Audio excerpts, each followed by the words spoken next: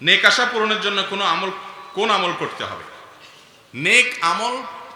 নেক আশা বা ভালো উদ্দেশ্য পূরণের জন্য সবচেয়ে কার্যকর উপায় হলো আল্লাহ রাব্বুল আলামিনের কাছে ইসমে আজম দিয়ে দোয়া করা। কি দিয়ে দোয়া করা? ইসমে আজম।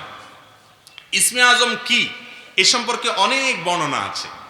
একটা বর্ণনা এটাও আছে যে আল্লাহ এই শব্দটাই হলো ইসমে আজম। অতএব হে আল্লাহ এরকম বলে যদি কিছু দোয়া করে, তাহলে কোন কোন বর্ণনা মতে সে ইসমে আজম দিয়ে দোয়া করলো।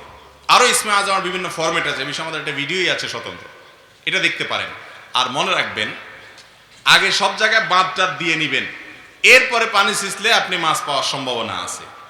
হারাম খাইতে থাকবেন, 2 নম্বরে সব কাজ করতে থাকবেন, আর এদিকে ইসমে আজম দিয়ে হাঁক ডাক দিয়ে দোয়া করবেন। আন্না ইস্তাজাবু লাহ, নবী করিম সাল্লাল্লাহু আলাইহি ওয়াসাল্লাম বলেছেন তার দোয়া কিভাবে কবুল হতে পারে? হওয়ার কোনো সুযোগ। এই জন্য হালাল উপার্জন থাকা, হারাম থেকে বেঁচে থাকা দোয়া কবুলের জন্য গুরুত্বপূর্ণ শর্ত।